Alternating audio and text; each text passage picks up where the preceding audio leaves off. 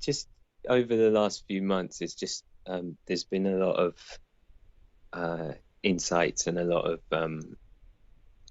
uh, seeing through attachments and falling away of attachments. Yeah. And I find, um, every time I I see through something, or there's some kind of like meaning in being, maybe, but then it also feels like there's like the volume's turned up with the stickiness of attachments, Oh, I so see, I see, yeah. they're quite Yeah. exhausting. Like, Yeah, totally, yeah. Yeah, no, it yeah, is exhausting being somebody. yeah, It's like it overuses the system. Like it really, it's really like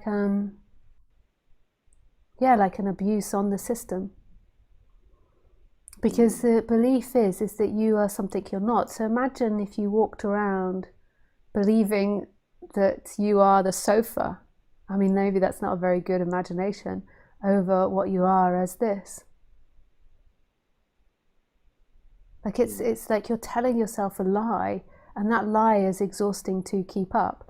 And so as you begin to have awakenings, it becomes more evident as you begin to fall out of that. And then when you go back into it, it is exhausting.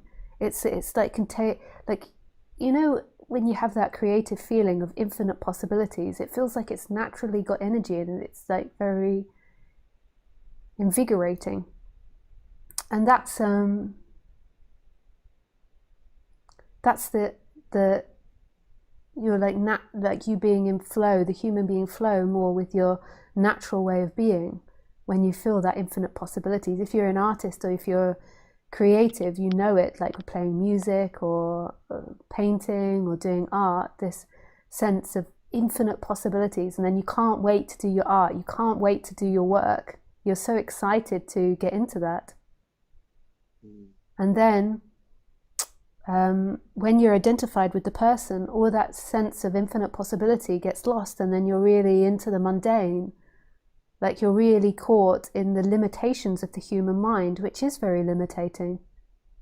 Like the idea of believing that firstly you're separate from all of this, and then all these shoulds and shouldn'ts, and you must, and comparison, and judgment, and jealousy, and idea.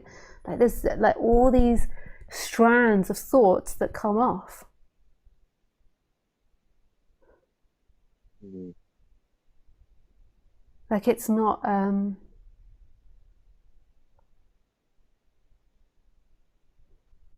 it's not true.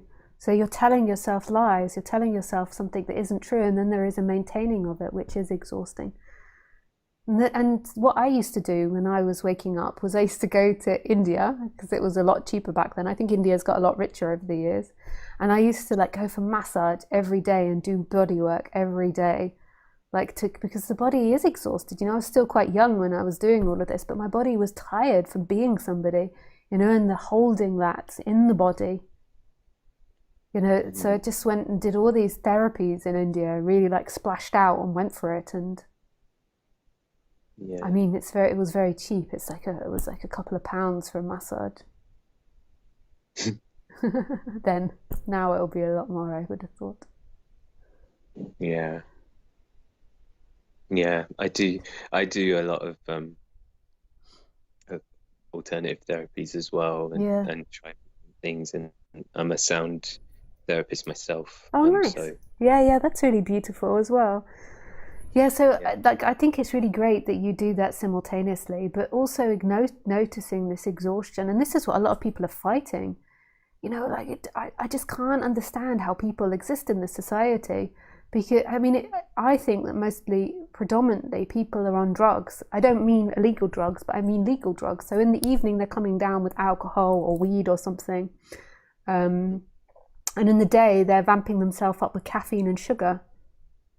mm, I think that's how most people are existing, because it is really exhausting being somebody. And then in our society, we have like an over exaggerated idea of everything that we have to accomplish.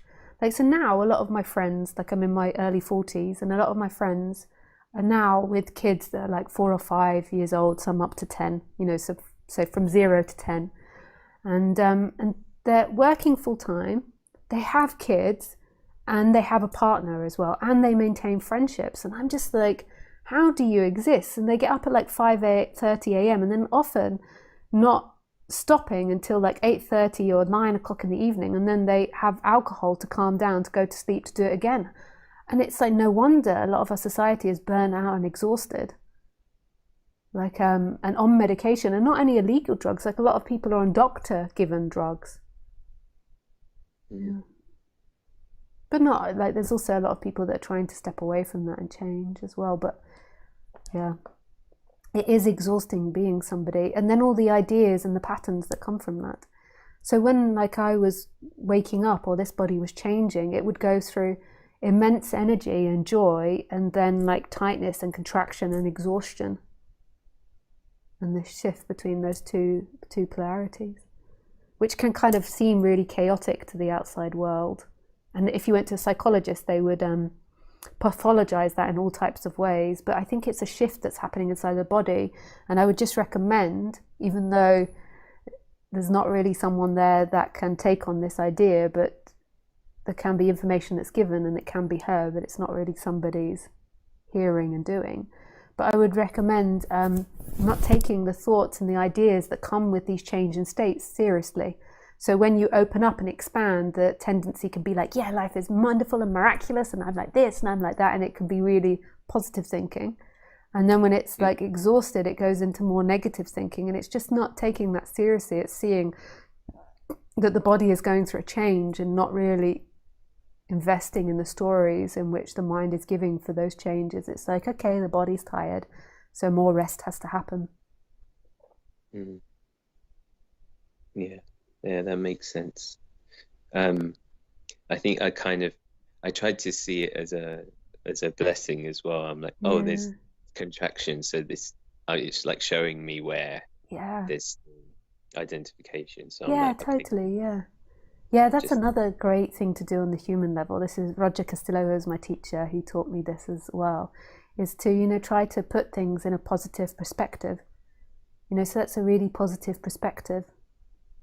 So the inherent thoughts that you have in yourself when you're exhausted, like, will be negative, like the self-defamatory, like insecurity, fear.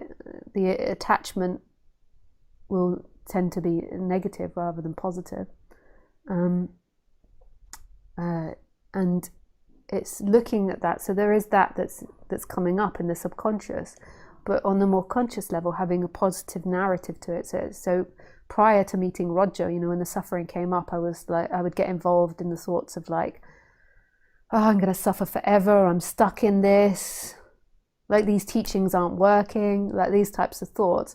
But then after meeting Roger, I began to put it in a positive light. So it's like, these are an opportunity for me to shine light onto things that are hiding. And to see what's not true, and see what seeking is happening in the body. Awesome. Yeah. And for you, is that still something that occasionally?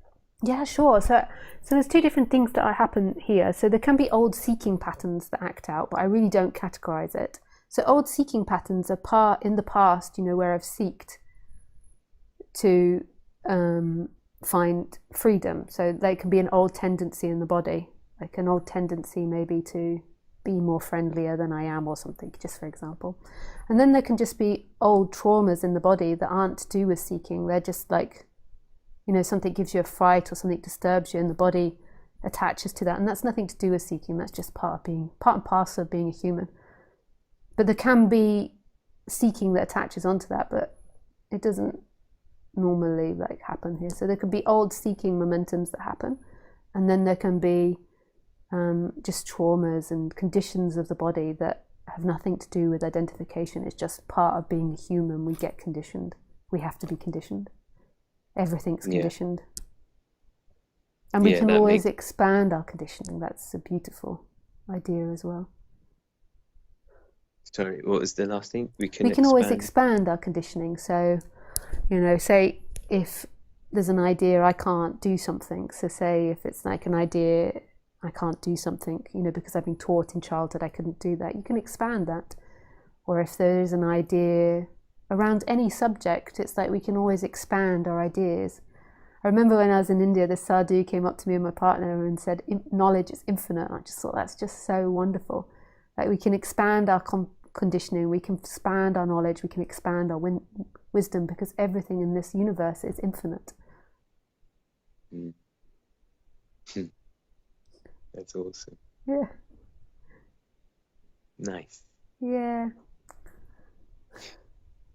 Thanks, Lisa. Oh yeah, I'll check. thank you so much. Lovely to speak to you. Yeah. Yeah, I'll check out some of. Is it Roger Castillo? Did you say? Yeah, Roger Castillo, yeah.